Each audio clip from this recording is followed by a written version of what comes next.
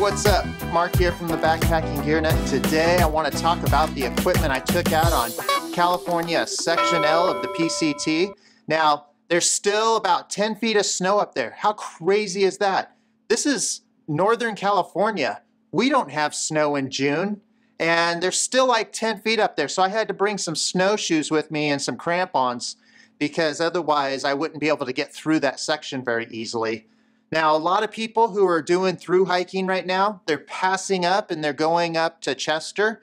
And just saying, you can do it. I saw a couple through hikers going through, and you just got to be prepared for all of that snow. Now, I'm not going to talk about every single thing that I took, but I am going to talk about the things that I think are going to be most relevant to what you need to know about what I took out. So let's start off with my tent. So the tent that I took was the Outdoor Vitals Fortuous one-person trekking pole tent. This tent is great, and the reason why I decided to take this for the snow is it's an extremely durable tent. And when you're in the snow, sometimes you'll kind of push down or different things like that. And I didn't want to poke through the bottom. I don't even have to take a ground cloth with this. I can just put it straight on the snow and it works great. It makes it less complicated and simpler for me. The tent is a decent weight, and I'll put the weight on the screen because I can't remember what the weight is, but it's a decent weight, and you can see that it packs down really small for a tent. And if you put it in a compression sack, you can get it even smaller. So that tent was important to take because I needed a tent that was durable and reliable and could really protect me from the elements. Now, yes, it's made of nylon, so it'll sag if it rains, but there's no rain up there. And honestly, people are used to tents sagging because of the rain, because most of the tents that are out there are nylon. Now, there are some good polyester tents that are coming out, like I really like the Durston, but I don't happen to have one. I just haven't had the budget for it, but I want to try that one someday. But the Durston tent has not only got great reviews, but the fans are so loyal that if you say anything negative about the Durston tent, they will be like down in the comment section just typing away.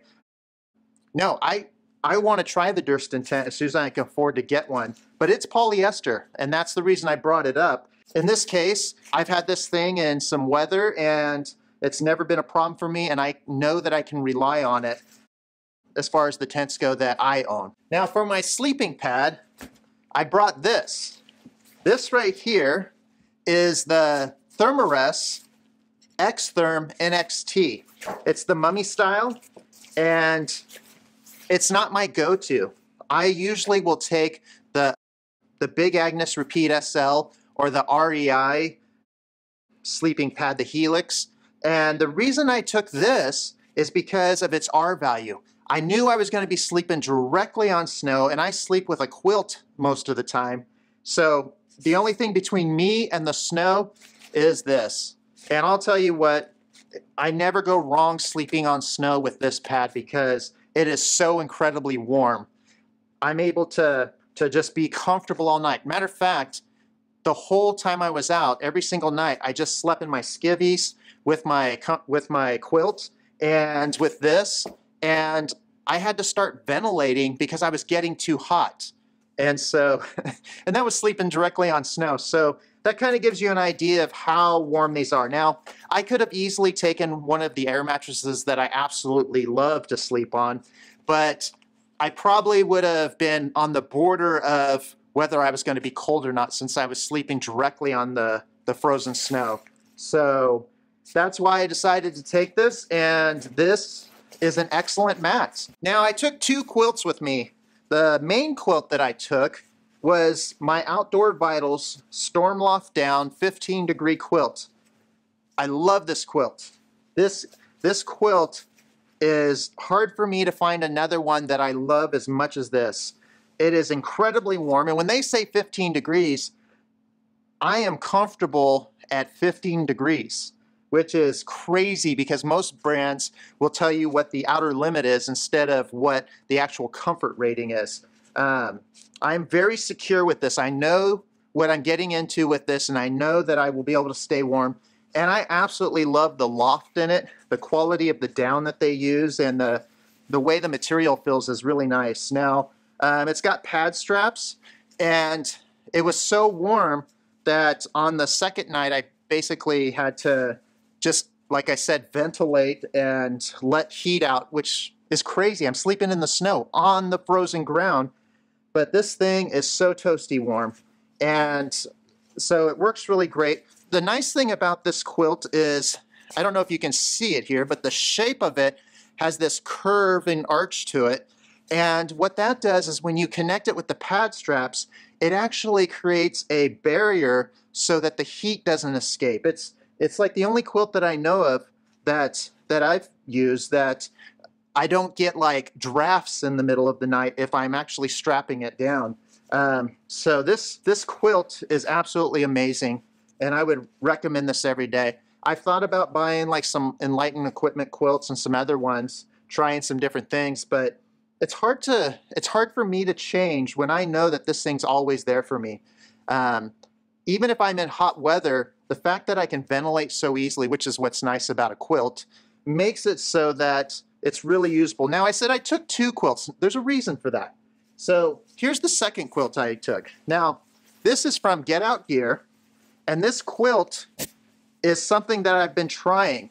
Now, I normally will take a puffy jacket with me, but I didn't take a puffy jacket with me.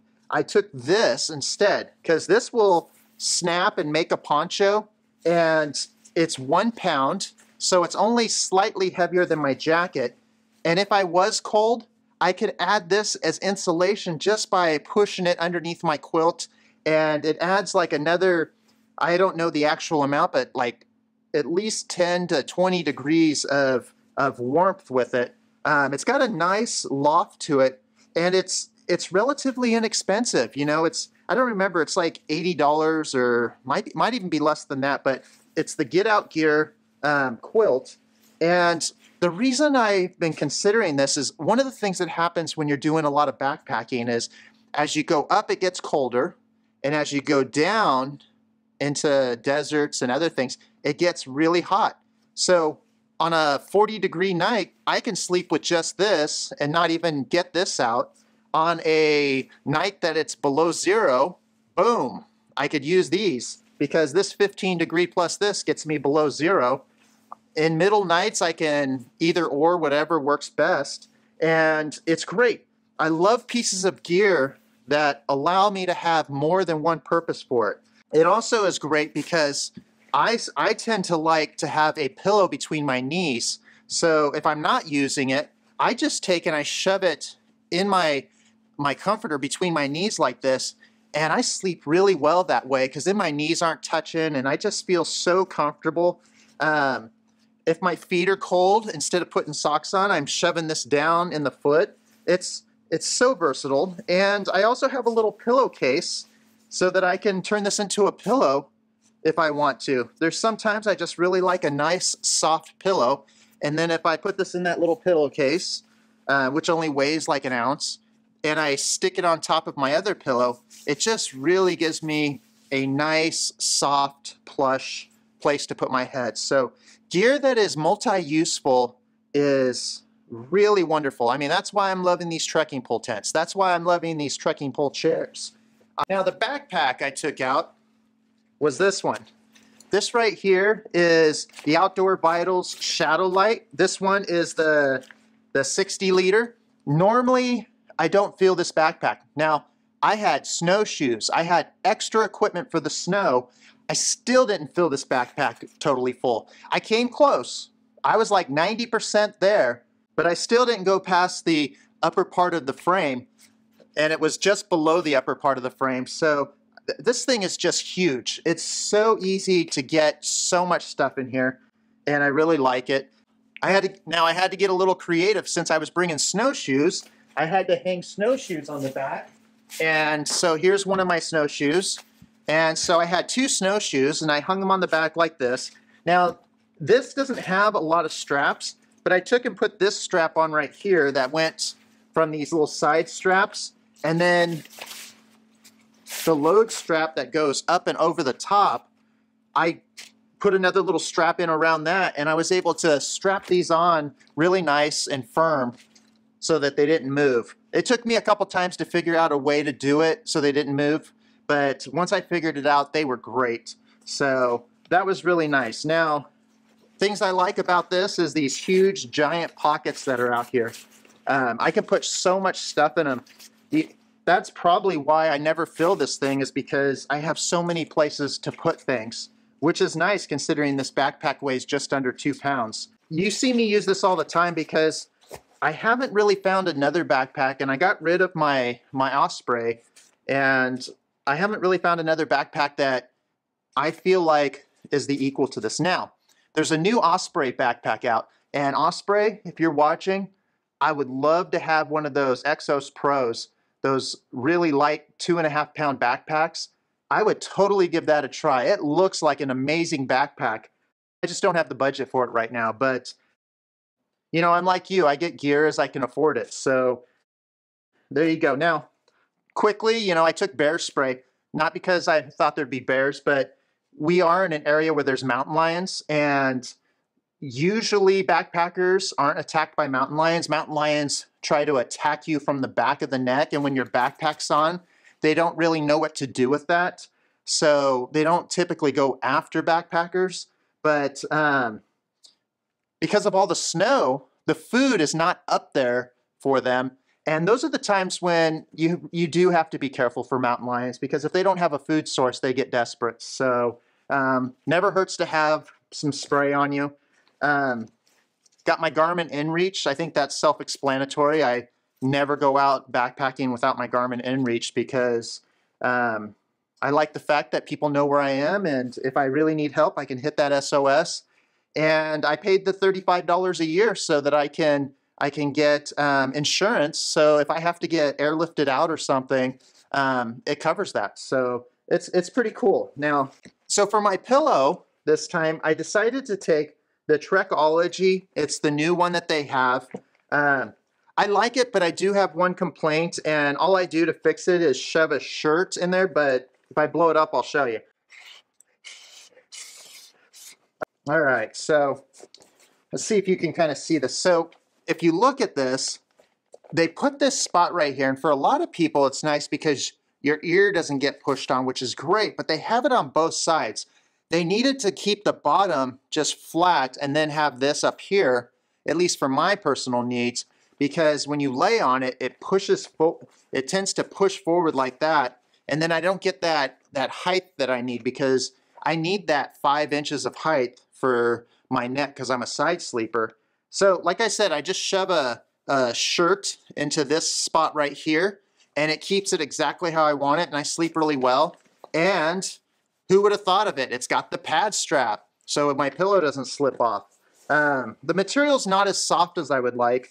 A lot of my Nemo pillows I actually think are more comfortable, but I had to really be careful of weight on this trip because I was already taking a bunch of heavy snow gear. The chair that I took was the Get Out Gear trekking pole chair. And I absolutely love this chair. I like it because since you're using your trekking poles, they can put more of the weight than that they would have had to use for the back brace into the seat and into the other structure. So it makes it a lot bigger, and it really hugs my butt just the way I like it. It's nice and comfortable for me. So taking a chair is important to me because I feel like the chair is a big part in the recovery so that you're able to go further the next day. I know there's plenty of people that sit on the ground. If you're a sitting on the ground person, you do you. That's not like it's a bad or a good. This is a personal preference. When I have to sit on the ground, I don't feel as rested. I don't tend to sit out and spend time with people as much. I just go straight into the bed so I can be laying down and feel comfortable. So that is a great thing for me to take. I always take a chair, and in this case, I took the Get Out Gear Trek Chair version 2. For my food, I took ramen for lunch, and I took oatmeal for breakfast and stuff like that, stuff that I could just make at home. But for dinner, I splurged, and I took out some of these Peak Fuel meals. Now, this is just the extra one that I take out because I only take enough food for the trip plus one extra meal in case something happens, because I don't want to carry a bunch of extra food. Now, This one's the chicken teriyaki rice. I absolutely love the chicken coconut curry. I have to be careful and only pick things that don't have dairy in them because I'm allergic to dairy. But Peak Fuel has so many great options, and I love their food. I haven't tried every brand that's out there, but out of the brands I've tried, which is like 3 or 4 different ones that we have in our area, this is definitely my favorite brand. So there's something I should say about my food, and that is, this is what I did. I didn't take a bear can because that section doesn't require a bear can, and frankly, the bear don't like it really cold up there, so they're all moving a little lower in elevation so that they can be places that they don't feel cold and they have easy access to food. And because I was snowshoeing, now this was my very first time snowshoeing. Snowshoes are great because you feel more stable in areas, especially where it might be hollow underneath and it spreads out your weight so you don't sink down, or where you're on soft powder so you don't sink down, it holds your weight better. But they're tiring to walk in. It's hard to really get a good distance when you got snowshoes on because you're constantly picking up these things that feel like flippers. And you know, I just noticed that for me, for my first time, I haven't mastered them in a way that I can be really efficient with them. But, you know, we're in California. I never thought I would even need snowshoes. So, you know, maybe next year I'll go snowshoeing in the winter. It'll be fun. But what I wanted to show you is how I stored my food. Now, this is a smell-proof bag, and I know that there's people who are going to say it's not 100% smell-proof. That's why I take my food, put it in a smell-proof bag, and then put that in a smell-proof bag. And then I put it in this case, my bear bag was the Ursack, which is a bear-resistant bag. You can just tie it to a tree. I never take this if I think that I'm going to have bear activity. I'm around the bears a lot up here, so I'm really used to what they're doing and what they're not doing. Bears won't sit at the top of the mountain because the water's not up there, the food's not up there, at least in my area. And so if you're sleeping towards the top of the mountain, you're not going to have bear activity typically because they don't want to go out of their way to get their food source and everything. They just go where they know. And so knowing the area gives me an advantage to know what to bring. And since the can's not mandatory for that area, I don't bring the can. The can is heavy. You know, taking a bear can is really heavy, bulky, and I don't want to carry a 1.5 to 2 pound can when I can carry something that weighs like 5 or 6 ounces that is bear resistant that they can't tear through. Yes, they would smash my food and everything, but I've never had one find my food so far since I've been doing this system. You do have to be careful with these bags so that you don't touch food and get the smell on the outside of the bag, otherwise it defeats the purpose. But, you know, if you get used to using them and, you know, I bleach them and stuff, and when they start getting old, I just get new ones. And like I said, if one is supposed to be pretty good, well, 2's even better. And I just kind of go with that method. And since I've been using these, even when I've got my bear can out, I haven't had a single time of the bears even like noticing my stuff. So I think that's really good because we've got a lot of bears up here, and typically, you know, they do find people's food. But then with the bear can, they'll just play with it because they can't get into it most of the time. So I don't even get my bear cans messed with these bags. And when I use the Ursack, nothing even goes for it. Rodents can't even smell the food through these bags, which is great because that's like one of the biggest issues that you usually have is different rodents. So I did take a mid-layer, and the mid-layer I took was the Outdoor Vitals Vario jacket. And I love this jacket because it weighs like, I don't know, 6 or 7 ounces. And when I use it, not only does it get really small, but if I do have to put it on while I'm hiking, if it's that cold that I have to put a mid-layer on while I'm hiking, it's got perforated armpits so that all your sweat just breathes out. It keeps your body warm and releases your sweat. And I absolutely love that. And I love how small it gets. Plus, I don't remember what the material is they're using for insulation, but the insulation that they're using is synthetic. And because it's synthetic, if I get it wet, it still keeps me warm, which I really like because I have gotten wet before, and it's nice to know that I can still put something on to keep my body warm. Now, the water filter that I took was the Sawyer Squeeze. Now, everybody pretty much knows what these are. I took this for a specific reason, and that reason was I didn't know how much debris was going to be in the water, because a lot of times with snow water, you can't get to the water as easily, and I end up getting into like shallow puddles and things like that. And I know that I can clean this out while I'm on trail, which is nice because you can back flush it and everything. So for me, this was more like peace of mind. And I never used to think about this until I started seeing these stories come out from Dan Becker, where he talked about the company and what their values were. And basically, they sell stuff to help people. They sell stuff to help people. And, you know, I'm a Christian, and they're a Christian organization. So I really like that about them. You know, I like the fact that I know that every time I buy a filter, I think he said on his video, for every $10 spent on a Sawyer product, that's another filter for a family so that they can have clean water. The way I stored my water, seeing how there was water everywhere, I didn't really carry that much water. I carried a little 1-liter water bottle, and I'll show that to you in a minute because I have a reason I'm going to show it to you. And then I carried this 1.5-liter water bottle. Now, you've probably seen this before where people have, you know, their bite valve. So it's like having a bladder, but instead of a bladder, you just put it in the water bottle. I made this. So, you know, one of the things that I like is I like when I get to do things like make my own DIY projects and things. And so, you know, you can buy essentially a $5 bite valve, and you can buy about $5 worth the tubing. And then all this is right here is a Smart Water flip top lid, and it was just slightly smaller than the tube. So I took my knife and I scraped it a little bit until it fit through. I like this because this is so easy to drink water out of, but I hate carrying a bladder inside my bag because the bladder is hard to deal with inside the bag. It puts a lump in your back sometimes.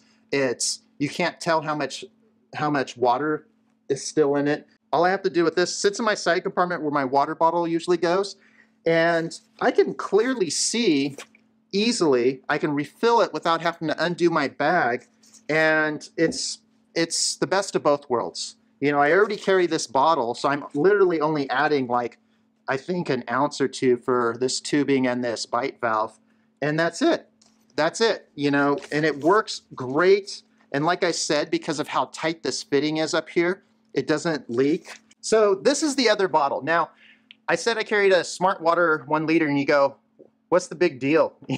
You know, we know what Smart Water bottles are. And I carry it so that I have more water capacity, but I like to have one bottle that's kind of my dedicated electrolyte bottle so that, you know, I know that I can mix stuff in here and everything. That works really well for me. But the reason I wanted to show you this bottle is because I have been using this bottle for over a year now. I've taken it on, I think, every single outing that I've been on. I've thrown it off cliffs. I've done all sorts of things, and it's indestructible. You know, other than getting some crinkles in it and stuff, it is absolutely indestructible and has worked really well. So it's become kind of a game for me. I'm going to see how long it lasts. I think that's good information for people, though, because there are a lot of people who go, I don't want to take a Smart Water bottle. I'll take a Nalgene because I don't know that I can trust the durability of the Smart Water bottle. These things are indestructible. You know, I got my trowel and my poop kit. I do want to talk about my cook system. So I have purchased several cook systems, and I keep just using this. Now, all this is the 550 milliliter Toaks titanium pot, and you can see that I have literally used this to death. You know, it's been in fire pits when I've cooked with fire. It's just been an absolutely wonderful pot. Toaks titanium. The other thing is it fits a small can in it just fine with the lid. And I also have in here my stove, and my stove is the BRS. You've heard about these everywhere. I know that there are people that said that they've had problems with these, but this stove, I've used this stove to death. I've used this stove to death, and it is absolutely indestructible for me. It doesn't leak. I've had zero issues with it. I carry a little piece of sponge in case I have to scrub something. And then, you know, there's an extra O-ring here, which I've never had the O-ring from my stove come out, but if you do. And then I carry just a little mini Bic lighter. That is my fire source, and actually I carry two of these. One's in my emergency kit and one's in the stove, because I like to have two sources for fire. And this whole cook system only weighs like 3 or 4 ounces, which is really nice. And for all my European people, when I say weights, I'll put the metric stuff on the screen, because I don't know the metric system well enough to be able to just automatically spit that out. And so there you go. That is my cook system. I love it. You know, I've got jet oils. I've got all sorts of things. This is what I use 90% of the time, because every time I buy another stove, which I do for the channel, because it's important for me to try other things so that I can share that with you. But every time I buy another stove, I always just realize that this works better for me. Small, convenient, and it's the lightest system that I know of. You know, I took my headlamp. I have both the classic version of the NU20 or whatever it is from Nitecore, and I also have the brand new one. It's not much lighter for the light version that they have now, and I just feel like the headlamp and everything shines the way I like it better. So even though I have the new one, I still use the old one because it's just my favorite of the two. My med kit I bring, it started out as the med kit 0.5, and I have modified this. I put things I wanted in it. I got rid of things like, I got rid of the scissors. Why? I carry a little Swiss Army knife that has scissors on it. So there's just no need to have 2 pairs of scissors for me. I took the tweezers out. Why? I've got tweezers on my Swiss Army knife, and same thing. But, you know, I added other things to it. You know, I put like more ibuprofen, stuff like that in here. When I'm out on trail and there's other hikers out there and stuff, and they are sore, they're always happy when I go, hey, I got a bunch of ibuprofen, I can give you some. So I think it's a goodwill gesture out on the trail. So there you go. This thing is super ultra light. I don't even know how much it weighs, but there you go. Like I said, I carry a 10,000 milliamp hour battery, and I usually carry a solar panel, but I left it at home for this trip because I had to shave weight. So there's things that I would carry that I didn't carry because of that. I do need to buy one of those Canuck bags. I'm back to the Sawyer product, and I don't actually have one of those Canuck bags yet, but I do need to buy one because this little opening's terrible, you know, especially when you're working from like really shallow things and stuff. So I think that that's in my future when I get budget for it. But there you go. Those are all the main things that I take. I guess I could show you my snowshoes. I kind of did, but I don't even know what brand these are. My friend got them for me. He got them. It says Expedition on them, and it was literally all that we could find that was my size because I needed a 30-inch shoe. So there you go. I can say that the ones that have these round metal poles, I don't like as much because my buddy had one that has like the extra grip on all the outside rails. And I feel like that's a little more stable. No matter what, you'll still slide sometimes, but you know, when you're off camber. But I've noticed that his was a little bit more stable. Other than that, it's a snowshoe. I'm sure that, you know, knowing something about this snowshoe would be helpful, but I just don't. It was my first time, and I literally had the ones that were the only pair available. So there you go. That's my snowshoes. Don't carry them unless you absolutely need them. I did take a pair of crampons, and I won't get those out because crampons are all kind of the same. I got the $25 ones off of Amazon, and They worked great, and I had no issues with them whatsoever. I'm glad I had both snowshoes and crampons, because there were places where when I was off camber and it was really icy, it was actually easier for me to use the crampons than it was for me to use the snowshoes. Please watch one of these videos that I've got popped up on the screen for you, and buy a shirt in the store so I can get more equipment, because that's how I pay for it. Is, you know, if I don't bring in any sort of revenue, I can't afford to buy the equipment. So I want to test more equipment and more equipment and more equipment. So please buy a shirt. And other than that, I'll see you on the next one.